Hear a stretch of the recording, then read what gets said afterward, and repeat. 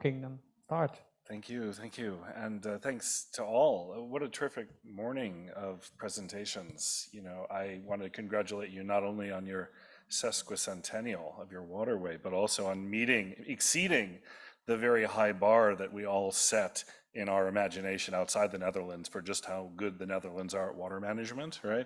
You are the global epicenter of hydrological expertise, and again, more than meeting that and exceeding that this morning, as I heard all of the discussion topics, I kept thinking, that's something I wish we were talking about in Houston, that's something I wish we were talking about in Houston.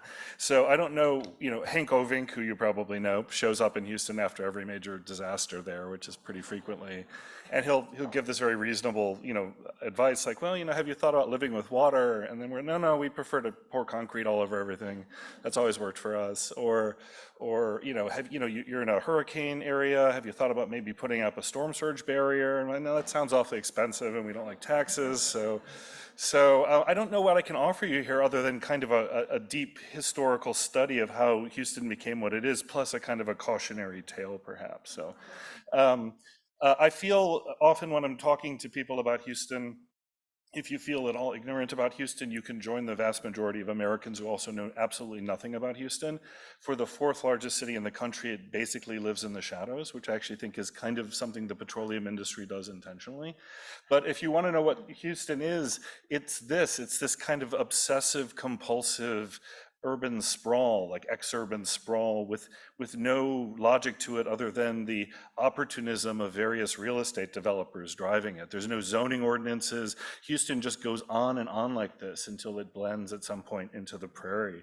And the best thing I've ever read written about Houston, I always like to share this too, it's by a local architect named Larry Albert. He says, the more seemingly placeless Houston grows, the more it can seem like Houston.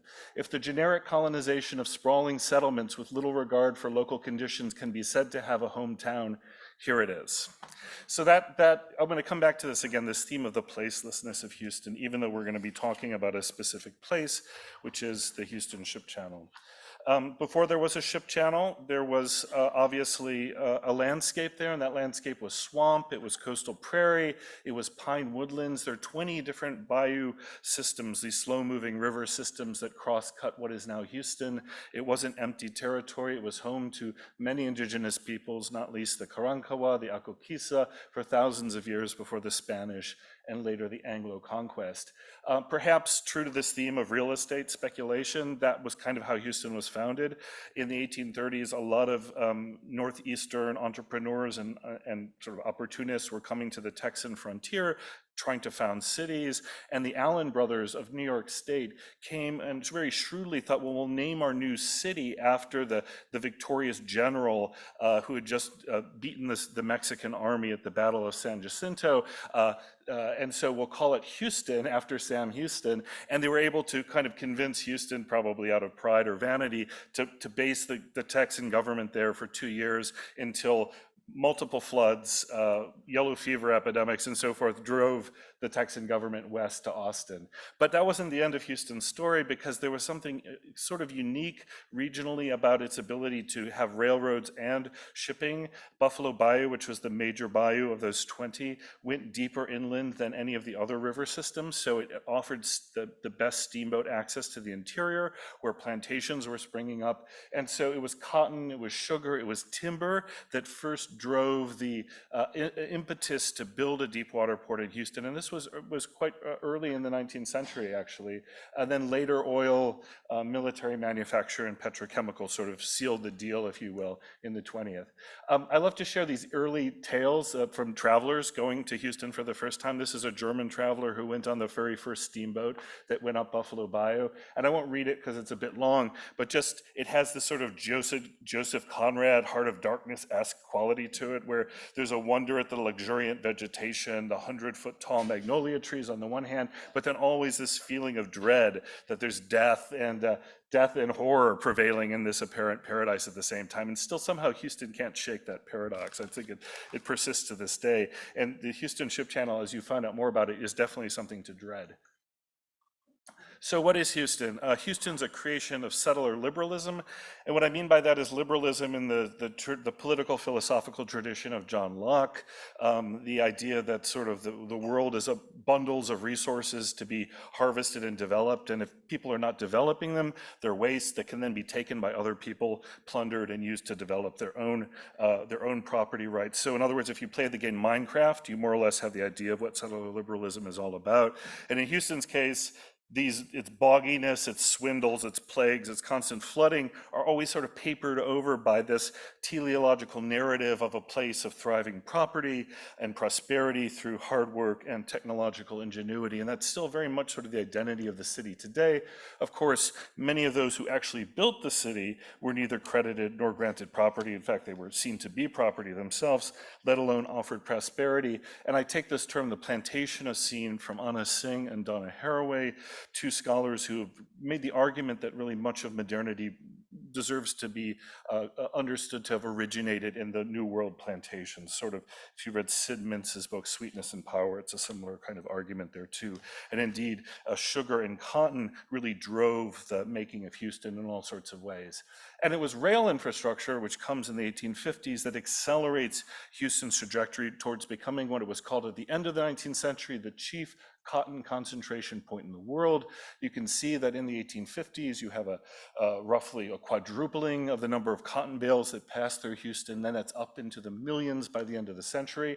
Frederick Law Olmsted, who the architects among you will remember, designed Central Park, visits Houston in this period as a journalist and has this, first of all, he says it's a place no one should live. He says it's a unhealthy residence, but then he goes on to note that it has the busiest steamboat landing he's seen anywhere in Texas, and that there are these huge piles of cotton everywhere around. And indeed, by 1910, Houston's 6 cotton compresses are capable of producing 17,000 bales a day. That's roughly 6.2 million bales a year. Compare that to contemporary American cotton production, which is about 17 million bales a year. And you see that Houston, even at this time, is trafficking an impressive amount of cotton.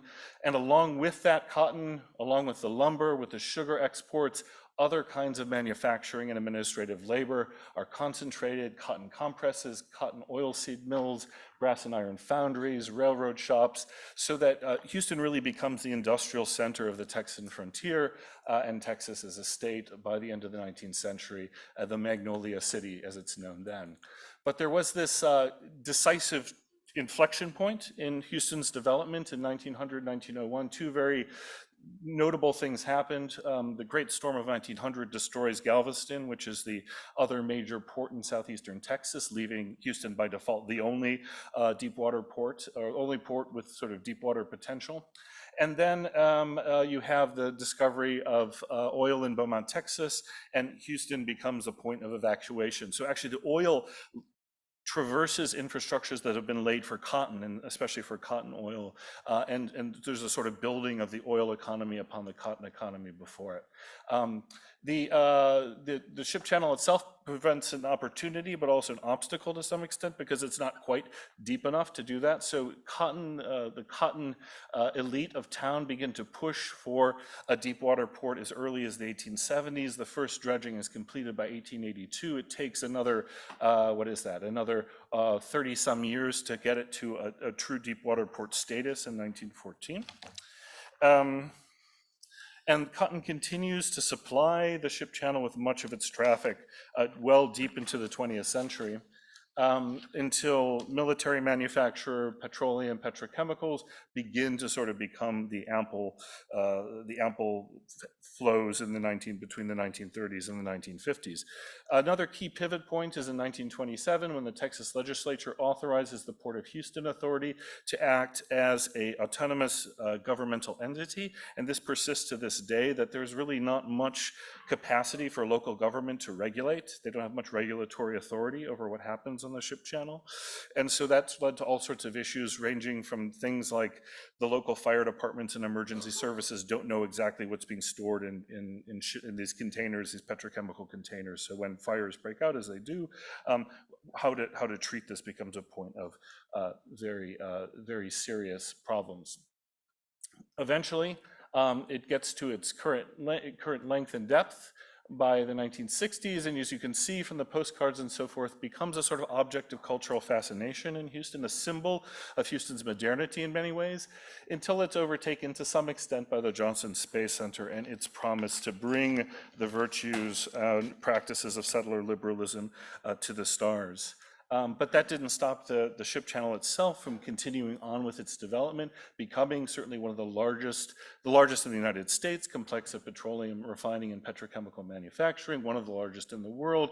Meanwhile, as I said at the beginning, Houston becomes itself a kind of a constant innovator of petrocultural sprawl. And my colleague Tim Morton, who's an ecological philosopher, and I have been working a little bit on Houston as what he calls a hyper object, and thinking a bit about how you can sort of find Houston in different places. Like whenever you drive into a cul-de-sac suburb, you can sort of experience Houston for a moment. When you drive down a 10-lane highway, you're experiencing Houston for a moment. These logics of automobility, plasticity that are so common to petroculture have a lot of innovation points in Houston historically. Today, the ship channel, these are just the stats you'll find on the website. There are all sorts of different ways of measuring who's top, and you see they're figuring out how to put themselves first. I mean, I think most people would say the Port of Los Angeles would probably be the bigger of the ports, but that's not how the ship channel wants to show itself to the world. Still a great deal of economic activity, but the ship channel is also an epicenter of toxic, unregulated industrial emissions, cancer clusters, sacrifice zones, especially in low-income fence-line communities of color like Manchester and Galena Park, who are exposed to toxic concentration levels 17 times as great as the Western Houston neighborhoods where most of the white-collar oil industry workforce lives. So you can see there on the map, the ship channel itself is both, again, a source of economic power, to be sure, but also a sense of both environmental but also biological precarity at the same time. Things have changed in Houston in terms of sort of thinking about our own precarity since Hurricane Harvey, the sense that something has changed. And I think that really was an inflection point in the city's approach to thinking about its own environmental future, which I'm happy to talk more about later if you're interested.